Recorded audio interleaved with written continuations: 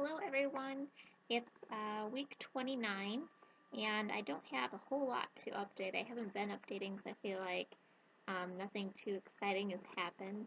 Um, Symptom-wise, I'm feeling so much better. I think I got a new job, and I think going from 12-hour night shifts and trying to sleep here and there during the day to now having a more predictable schedule, being awake during the day and now sleeping at night. I've slept so soundly at night and I'm feeling a lot better. Still struggling with some back pain, and I've been very, very fatigued, almost to the point of like exhaustion the past couple of weeks. So very tired lately. Other than that, that's about all my symptoms. There's nothing too exciting to report. There's been a couple of days where I felt like my stomach was just gonna burst. It felt like it was so tight.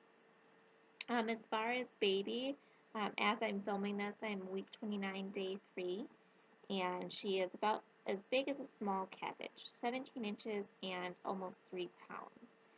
So it's really exciting because we only have probably about 10 weeks left, and it just seems like time is flying by. Um, they, according to the app I have, that um, she's going to be going through a really big growth spurt. Um, and as there's less room, I'll feel less of the kicks. I'll feel them a little less just because there's less room. Um, my husband and I have been working on our Hypno Babies course and learning a lot through that.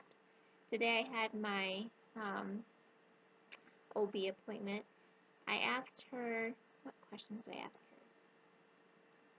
her? Oh, I asked her about breech birth and why do they check that a baby is breech, when does baby go head down, things like that. So she told me that babies tend to be head down by about week 36, and that they do check to make sure that the baby is head down, and that they can do some things like when they, I think it's called external cephalic inversion, but I'm not sure if that's correct terminology.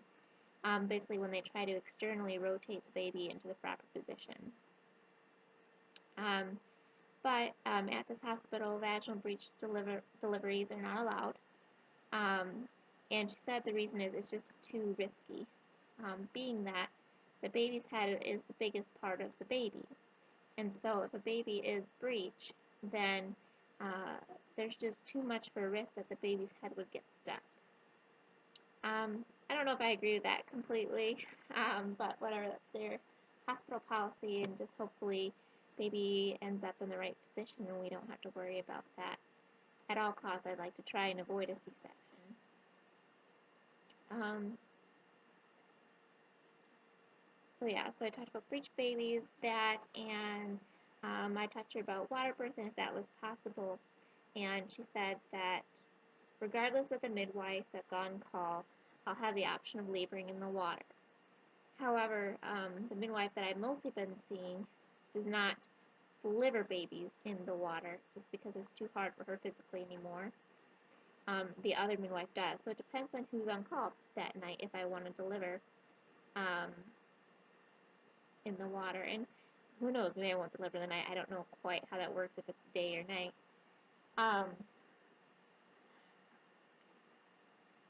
Sorry, really tired lately. Uh, so at least I'll have the option of staying in the water for the majority of the time, at least until the very end. She said that most women actually have decided anyway to get out of the water at the end if they feel like it, just naturally they feel like they get out of the water to deliver the baby, even though the water offers a tremendous amount of pain relief and other benefits for the mother. She said naturally women tend to want to get out of the water anyway, so it hasn't been a big deal. So I really would like to try a water birth. We're really fascinated by it, and I would really, really like to try that, but I'm not gonna, obviously, in the heat of the moment, I'm not gonna change hospitals. I'm gonna change midwives. I mean, none of the other hospitals even have birthing pools, as far as I know.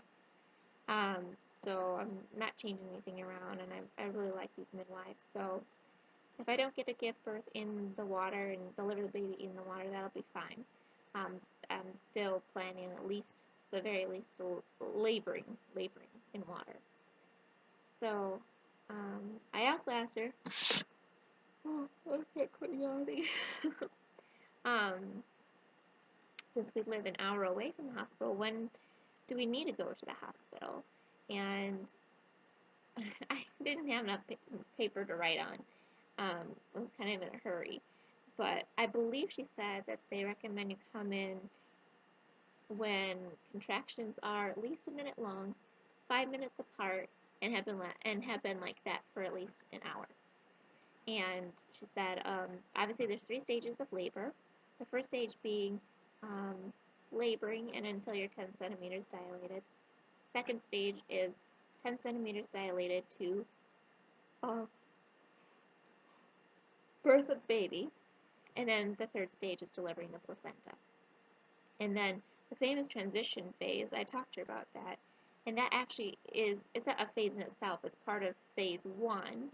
And it's that 8 to 10 centimeters. And she says, that's where a lot of women ask for the pain medication. They can have gone really far without any pain medication or anything, and that's when they break down and they just feel like they can't do it anymore and they need the pain medication or whatever. And she just tries to remind them, it doesn't matter if you can get through those 5 minutes, because you go from 8 to 10 centimeters pretty quickly, apparently. If you can just push yourself to those last 5 minutes, your baby's almost there. And so the key is just remind yourself that you're almost there. If you feel like you can't go on, it means you're actually almost there. You're almost about to meet your baby.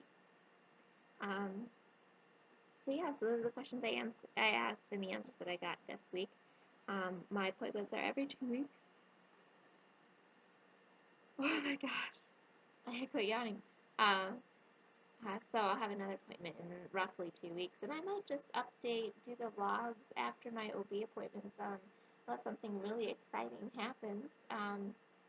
Oh, the other exciting thing is my husband put together the stroller and the car seat that we got. The car seat didn't need assembly, of course, but he put together the stroller, and it went together really fast, and it was a perfect height. And we got the Graco Fast Action Click Connect jogger, and it's just perfect for what I wanted.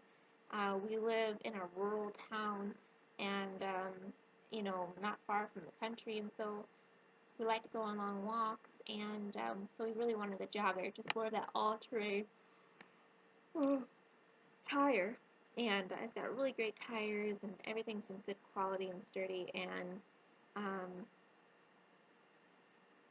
I feel like the car seat could be a little lighter weight, but it's not bad at all. I mean, I've definitely picked up heavier car seats. Um, I think that it'll be just fine. So, I mean, I probably won't be carrying the baby home. I'll probably have my husband carry the baby home in the infant carrier, but after a few days of recovery and everything, I don't see any problem with it. It's not overly heavy, so definitely recommend it. I'll have to let you guys know how I like it after the baby's born and we're actually using it. But my first impressions are that it's really good quality, and it was affordable, and we got it as a gift, but we chose that to put on a registry because it was more affordable. And if you are a jogger, or if you need a stroller for more all-terrain purposes rather than the strollers with the little plastic wheels, this is a great stroller. It folds up really easily and everything. Now, like, if you want a stroller to go around the mall with and everything, I would just probably get a cheap umbrella stroller, something much more compact. But I'm not going to take my baby around the mall in a stroller. I'm more inclined to baby wear or have baby in my hip or whatever. I'm not going to take a big honking stroller to the mall or shopping. So, yeah, I definitely recommend checking that out. I'll give you guys a belly shot again. This is, what did I say, 29 weeks and 3 days. So, I have a black shirt on, so I'm not sure how well you can see, but clothes are definitely getting a little tighter. It feels huge to me, and it's hard as a rock, so I know it's not just like fat or anything. Like, it's definitely all baby there. My last OB appointment, midwife appointment, I had gained a lot of weight.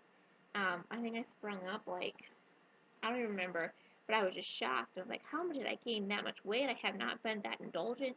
I've been trying to eat healthfully and watch my portions and, you know, that kind of thing. I mean, not strict or anything. Obviously, I still have occasional slice of pizza or, something that's not as good, but I do try to be healthy. And that today, I actually was down 2 pounds from that big number. So my midwife said, yeah, don't worry about it. Sometimes you gain a bunch of weight, or it seems like you gain a bunch of weight for one appointment, and the next appointment you'll be down a few pounds or not have changed at all. So she says, don't worry about it. You're right on track, and um, things a lot of times will just kind of average their way out. So I will get caught up with you guys probably in a couple weeks. I don't feel like I'll probably be doing every week vlogs, especially with the new job and being so tired lately. I feel like I need to take some time to just focus on taking care of myself and my family and getting ready for baby. So I might reduce the vlogs to every couple weeks or so, but I will get caught up soon.